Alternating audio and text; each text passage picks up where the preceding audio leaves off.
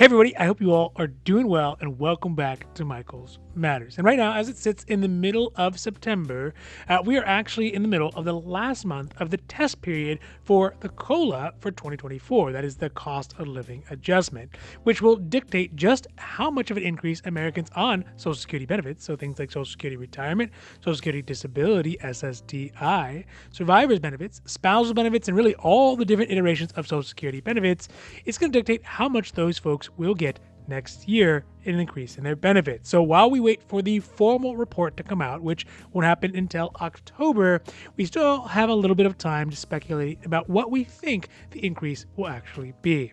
So today we are discussing what could the cost of living adjustment or COLA be for 2024 and whether or not it'll be the right amount of increase in benefits to help seniors through their next years of monthly cost. Now, this is Michael's Matters, and before we get to it, if you like these videos, if you find them interesting, if you find them helpful, or hey, if you at least find them useful, please don't forget to like and subscribe, because it really does help the channel to grow, and we are so thankful for that. But also because you get updates when our newest and most informative videos become available.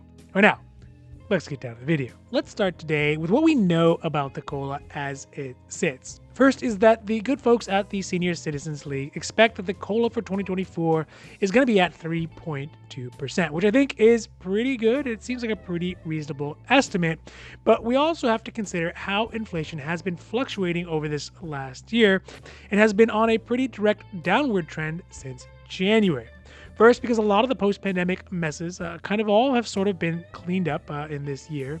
The flaming vast amounts of dump trucks of government money that got sent out to folks during the pandemic has pretty much all been spent. Also, Leslie mentioned that how inflation overall by the Bureau of Labor Statistics is being recorded was changed in January to bias it going down, which happens to be very, very politically favorable and convenient. Just saying. What this ultimately means is that the COLA for 2024 for folks on Social Security is almost 100% likely to be much, much smaller than it was last year when it went up to the highest amount that it really had been in the last 40 years at 8.7%. But last year was sort of a unicorn year for the COLA because inflation peaked right when the COLA was being tested for in the third quarter of the year. They do it every year at that time, so July, August, and September, which was not unusual, but what was unusual was the immediate drop afterwards, meaning that inflation went down well below that 8.7%, and American retirees could still enjoy that 8.7% increase while the cost of everything else was not increasing as fast, basically putting more purchasing power back into their pockets, at least for once, after multiple years of being really undercompensated by Social Security and the COLA. That downward descent of inflation after the COLA test was done last year has pretty much continued from October 2023, where it was at 5.9%, measured with the CPI-W, which is the preferred metric of inflation or Social Security to peg the COLA to. Then in January 2023, it was at 6.3%, and then dropped down to its lowest rate this year in June at 2.3%.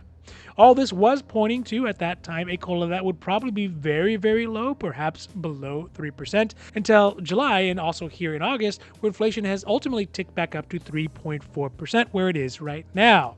So the long and short of all this inflation talk is that inflation went down since last year and then is now bouncing back up, which means that the COLA could potentially not be as low as it was initially predicted earlier this year. So to keep with the mindset of the present right now as a snapshot of the COLA, if the COLA was based off the last 3-month average of June, July, and August, so again, if it was taken right now, it would mean that average inflation for those 3 months would come out to 2.77%, which is still going to be above that 10-year average for the COLA, which is at 2.5%, but it's still pretty low.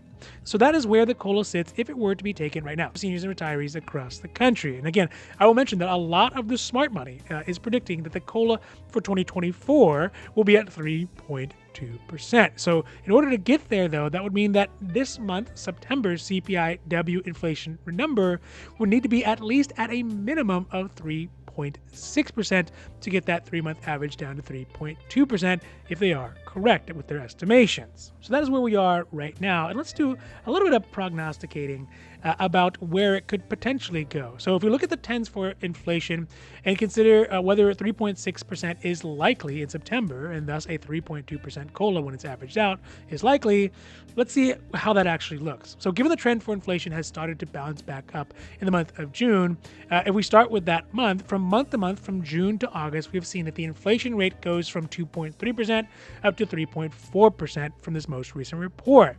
That is an increase of 1.1% over 3 months. That also means that the average inflation rate over those 3 months was 0.36%. So if we apply that 0.36% average increase to 3.4%, where it was in August, that inflation number, that ultimately comes out to 3.76% increase in September. And then when we average that out, it is going to be slightly higher than the 3.2% that the Senior Citizens League is predicting at 3.25%. So it's almost right on the money, if that is, of course, if you look at it that way. Another way to look at it is going to be based on the velocity in which inflation is increasing, because although overall inflation increased by 0.36% over 3 months, from June to July, it went up by 0.3%, but from July to August, it went up by 0.8%, which is a noticeable increase in the velocity of inflation by 0.5%.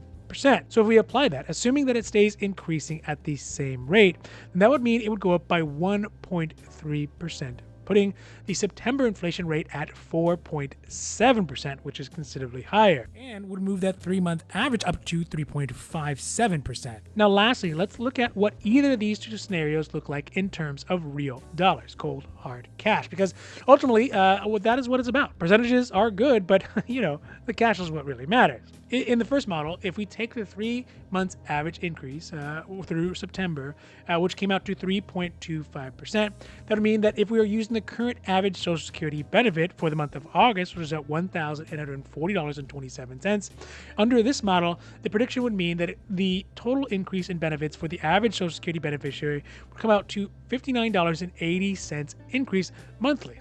Also, when we look at what the total benefit would be month to month, would mean that the average beneficiary would see a benefit of $1,907 a month. That's under the first version.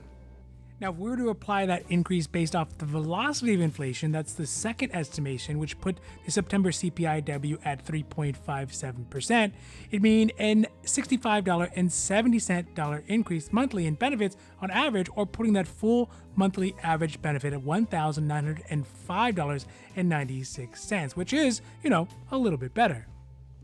Overall, when I think about how the COLA is related to the inflation, I go back and forth on whether or not it actually is a good thing that inflation goes up. Because sure, when it goes up, it does bring up the COLA, and I think folks like having a larger COLA. But the other thing is that it is potentially a bad thing, because the COLA is not really a fair and accurate measurement of inflation, and it doesn't fairly and accurately compensate seniors and older Americans for that inflation that it's measuring. So when inflation begins to go up, the cost of literally everything goes up, but the COLA doesn't go up at the same rate because it doesn't calculate everything. It only calculates a very specific basket of goods that aren't even directly correlated to seniors, or at least not weighted out to the same cost that seniors have. That would be the CPIE. That's a whole other video. So the question is it actually better to have higher COLA with higher inflation, or a lower inflation with a lower COLA? That one, I don't know. I just keep going back and forth on. So yeah. All right. So that's it for today's Michael's Matters. And I really hope that you found this video interesting or helpful, or at least useful. And if you did, please don't forget to like and subscribe, because it really does help the channel grow. And we are so thankful for that. But also because you get updates when our newest and most informative videos become available. So for Michael's Matters, I'm Michael, hoping that you take care of yourselves, take care of others, and have a happy, healthy day.